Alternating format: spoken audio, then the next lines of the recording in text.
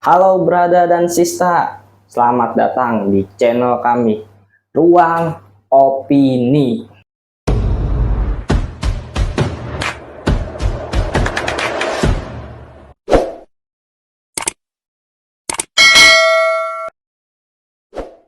Oke, kita akan bahas sebuah kisah misteri sosok zodiak killer yang belum terpecahkan sejak 51 tahun yang lalu. Jadi, misteri apakah yang terletak pada sisi zodiak killer? Dan apakah zodiak killer itu? Langsung aja kita tancap, gasken. Oke, ini sumber dari kompas.com. Pembunuh yang menyebut dirinya zodiak killer tidak menghindari sorotan media. Dia justru sengaja mencari perhatian publik dan menikmati saat-saat ketika sukses mengejek polisi dengan catatan yang ditinggalkannya. Zodiak killer setidaknya telah membunuh 5 orang di area San Francisco Bay pada tahun 1968 dan 1969. Oke, ini sangat menarik pembahasan tentang zodiak killer. Dan tahunnya aja sudah cukup lama dan lampau sekali sih, di tahun 1968 dan 1969. Dan gua aja pun belum lahir di tahun segitu. Wow, Mengerikan. sangat mengerikan. Tapi bikin penasaran nih, kita lanjut. Gasken. Korban pertamanya David Faraday, usia 17 tahun, dan kekasihnya Betty Lou Jensen, umur 16 tahun. Keduanya ditembak mati di dekat mobil mereka jelang Natal, tepatnya pada 20 Desember 1968 di Jalan Danau Herman, dekat Vallejo. Menarik. Udah ada korbannya nih. Korbannya sepasang kekasih di usia 17 dan 16 tahun. Kalau di Indonesia, dikit lagi mau dapat KTP. Waduh, cilaka. Udah, lanjutlah, brother. Sangat menarik ini. Melansir dari biografi, pada 5 Juli 1969, korban selanjutnya itu Darla Frerin dan Mike Gigi yang berusia 22 tahun dan 19 tahun. Yang tengah berada di dalam mobil milik Frerin didatangi oleh si zodiak killernya ini yang membawa lampu senter dan kemudian senjata api. Dan pria misterius itu menembak ke arah mereka, membunuh Frerin dan membuat Migo terluka parah. Kurang dari 1 jam setelah peristiwa itu, seorang pria menghubungi Departemen Kepolisian Vallejo dan mengaku bertanggung jawab atas serangan tersebut. Dan kemudian sampai pada bulan Agustusnya, sebuah surat dikirim di media Coral harian X-Men San Francisco dan harian Velvet. Wah, bahasa Inggrisnya. Jadi menurut lu gimana nih si zodiak killer ini? Dia udah membunuh dari tahun 19 berapa tadi? 68 sampai 69 kan, dari kurun waktu 1 tahun dia membunuh 4 korban jiwa nih. Motifnya juga masih belum ketahuan nih. Kalau dibilang motifnya masih belum ketahuan. Masih misteri banget. Tapi ini dari korbannya yang pertama tadi, yang orang pacaran yang umur 17 dan 16 tahun itu, kayaknya dia membidik remaja mungkin ya, di usia muda mungkin ya. Tapi pasti ada penyebabnya. Pasti apakah ada. Dia insecure, belum dapet pasangan, atau cemburu iri, kita belum tahu. Oke, brother and sister, kita lanjut lagi nih pembahasannya. Ini makin menarik nih, semakin dalam semakin semakin dalam semakin menarik, semakin ya. Wah, pokoknya ada. Ternyata surat itu berisi detailnya itu hanya diketahui si zodiak killernya ini. Menurut laporan otoritasnya, dia mengancam akan membunuh lebih banyak korban jiwa lagi di halaman depan surat setiap kalau si surat suratnya itu nggak dicantumin di setiap surat kabar. Dia itu mengancam kepolisian gitu. Itu lebih parah lagi. Berarti dia itu emang jiwa psikopat kali ya. Gitu. Yang bikin gua bingungnya, psikopat ya, dan sekaligus menarik, dia mampu mengancam polisi. Iya. Berani loh. Berani dia. Apakah polisi tidur juga terkena ancaman dia? Dan apakah di Inggris atau enggak di luar negeri atau Amerika bahkan di mana-mana, terutama di di negara maju, nggak ada polisi tidur seperti di Indonesia. Iya. Polisi yang jujur cuma dua. Apa itu? Lu yakin mau bahas itu? Tapi menurut lu pas zaman itu nggak ada Google Maps atau gimana sih ya? Dia apa namanya berkomunikasi kepada polisi.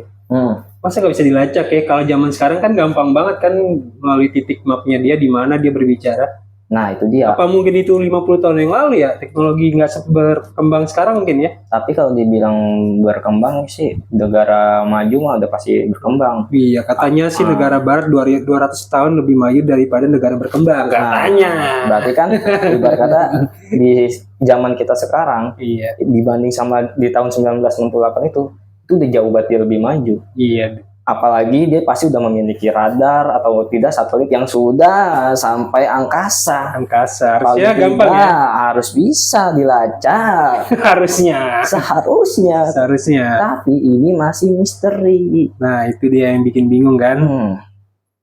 Coba dilanjut lagi, makin penasaran saya. Nah, dari isi suratnya itu, saya suka membunuh karena itu sangat menyenangkan. Itu sandi dari si Zodiac Killernya itu yang dikasih ke polisi. Nah, sandi itu membingungkan polisi, tetapi kemudian dipecahkan oleh guru sekolah Salinas Donald Herden dan istrinya Betty. Isi sandinya itu ya, kalau diartiin ya, dia ngasih sandinya itu, membunuh manusia lebih menyenangkan daripada membunuh hewan liar di hutan, karena manusia adalah hewan yang saling berbahaya. Nah, isi suratnya itu, berarti dia kayak ada kebencian terhadap manusia ya. Soalnya dia bilang manusia adalah hewan yang paling berbahaya. Sebenarnya sih gue penasaran sama jiwanya dia sampai bisa berkata saya suka membunuh karena itu sangat menyenangkan. Ibarat kata tuh membunuh itu udah menjadi hobi. Nah itu dia. Atau kebiasaan yang baik bagi dia ya. Nah ini nih yang harus dipelajarin, maksudnya kenapa sih sama jiwanya seterguncang itukah sama manusia? Apakah ada faktor masa lalu, traumatik atau apa, kan kita tidak tahu. Tapi kita ulas lagi lebih dalam. Meski begitu, sang Zodiac Killer rupanya masih meninggalkan banyak surat berisi banyak sandi dan teka-teki. Pada akhir 2020, sandi terakhirnya terkuak, namun sosoknya masih belum terungkap. Ternyata dia sangat suka main teka-teki. Pada akhir 2020 loh, baru banget loh. Sedangkan pembunuhan di awalnya itu tahun 1968. Kemudian ada surat terakhirnya di 2020. Artinya teknologi kan udah semakin canggih ya. Masa masih bisa nggak ketemu juga ya? Nah itu yang makin membingungkan sekali dia ya, si Zodiac Killer ini ya. Sebenarnya sosok seperti apa sih dia? Nah itu dia yang bikin dunia bingung, dunia penasaran, atau bahkan panik di sekitaran area itu. Nah, yang gue bingungin, dia itu selalu berhubungan terus dengan para jurnalis dan sama polisi. Bagaimana hebat bisa? Ya dia ya, pembunuhan tapi selalu berhubungan sama polisi dan para jurnalis. Dan belum ketangkep. Dan nggak ketangkap. Wah, gimana-mana pembunuh tuh pasti meninggalkan jejak kan? Apakah dia mempunyai ruang dimensi sendiri ya buat bersembunyi, seperti ibarat kata dia mempunyai portal atau enggak pintu Doraemon yang bisa kemana aja. Nah ntar ketika lagi dicari dia masuk ke pintu Doraemon nih, terus menghilang, nggak bisa dideteksi. Nah ntar pas dia udah ada aman dia keluar lagi. Wah gokil banget kalau udah punya pintu Doraemon. Itu dia. Kemudian saat detektif dari berbagai departemen kepolisian bergegas untuk mengidentifikasi sosok sebenarnya siapa nih Zodiac Killer ya. Dia mengirim surat lain ke pihak media Examiner di mana dia pertama kali menggunakan nama aliasnya. Setiap huruf yang digunakan sang pembunuh punya simbol. Jadi dia menggunakan simbol seperti lingkaran dengan salib, mirip tanda bidik dan teropong senapan.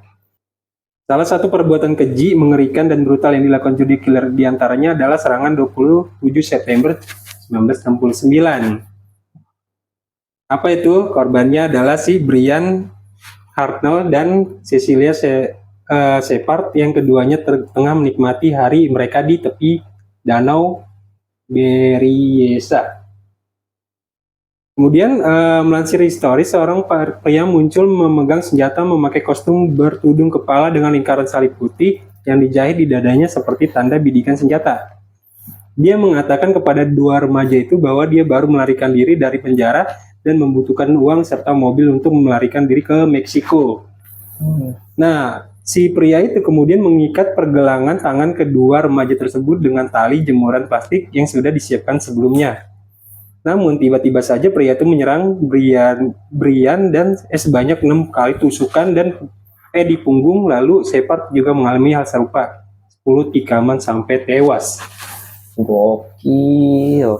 Gila, Jahatnya bukan main si Zodiac Killer. gila sih, pembunuhan mengerikan banget sih nih orang nih. Sampai belum terungkap loh.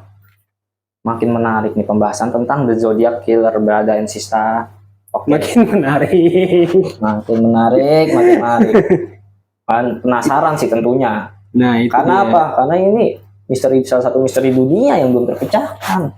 Iya, Selain makanya. fenomena ya, selain fenomena alam atau apa yang lainnya, ini fenomena seorang pembunuh yang belum terungkap dari tahun 1968 hingga 2020 ya. Iya, Gokil. makanya kan. Oke, kita lanjut. Pria itu lalu meninggalkan jejak berupa gambar lingkaran melintang di pintu mobil Brian. Di sana dia menulis juga tanggal dan lokasi serangan yang dia lakukan sebelumnya.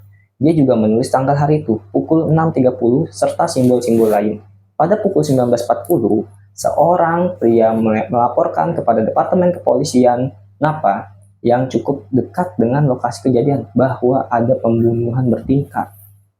Pria itu memberikan deskripsi mobil Brian Hartnell dan memberikan petunjuk kepada petugas di mana peristiwa terjadi. Di akhir telepon, pria itu mengaku, "Akulah yang membunuh mereka." Meski laporan kemudian mengatakan bahwa Brian Hartnell berhasil selamat dari luka tusukan yang dideritanya. Berarti tadi masih selamat tuh. Masih selamat Selamatin si Brian si Hartnell. Brian-nya. Tapi yang ceweknya kayaknya meninggal ya. Ya udah tusukan ya. Parah Apa sih. tuh tadi? Mengerikan banget sih, parah sih. Sosok The Zodiac Killer yang kita belum tahu sosoknya seperti apa, Nah, itu dia. Dan sampai sekarang itu masih misteri. parah bentuknya banget. seperti apa. Nah, Kita nggak ada yang tahu. Bahkan di fase dunia yang sekarang sudah canggih di tahun 2000, sekarang 2024 sih belum tahu ya kita tentang Zodiac Killer itu gimana. belum ada lanjutannya lagi kan Belum ya. ada kelanjutannya lagi karena ini terakhir diungkap tahun 2020 kan. Kalau di tahun sekarang aja dia belum terdeteksi, berarti kan dia masih berkeliaran bebas. Masih harusnya dia. Mungkin umurnya udah tua tuh orang kayaknya. Atau Kan? enggak dia Apa udah mempunyai mati karena penyakit kali kan? Mati alami mungkin. bisa juga. Atau enggak dia memiliki suatu gerakan. Apa tuh gerakannya? Dia suatu gerakan bawah tanah yang mempunyai anak buah yang cukup banyak dan dia Komunitas bendera hitam. Nah, dia menggerakkan pion-pion itu. Jadi dia tidak usah bergerak atau enggak mengotori tangannya, dan yang menggerakkannya itu adalah anak buahnya itu atau pion-pion itu. Bisa jadi. Nah, ini si Zodiac Killer ini masih ngeri juga, masih membunuh juga, masih terus membunuh. Tak berhenti sampai di situ, Zodiac Killer ini menyerang kembali korbannya pada tanggal 11 Oktober 1969. Dia menembak sopir taksi Paul Steen di San Francisco. Wah, gila nih orang. Nembak sampai supir taksi loh ditembak juga sama dia. Steen diserang di persimpangan Washington dan Cherry Street. Zodiac Killer membunuh sopir malang itu dengan menyamar sebagai penumpang. Wah, anjir nih orang. Dia membunuh Steen dengan tembakan di kepala lalu melepaskan selai kemeja yang dipakai Steen sebelum polisi tiba. Pelaku sudah berjalan pergi. Jadi sebelum polisi tiba, dia udah langsung kabur untuk meninggalkan si korbannya. Gila. Ketika itu, broadcast radio polisi melaporkan rincian tersangka dengan keliru. Mereka mengatakan pelaku adalah orang kulit hitam. Nah, petugas polisi yang datang ke lokasi kejadian melihat seorang pria yang sesuai dengan deskripsi tentang pelaku, namun karena dia berkulit putih, maka dia tidak membuktikannya. Nah, ternyata si polisi itu sebenarnya udah menemukan si Zodiac Killer ini yang sesuai dengan deskripsi. Ternyata dia kulit putih, makanya dia nggak dihentikan karena yang udah Karena yang kita tahu, polisi tahu tuh bahwa si zodiak ini berkulit hitam.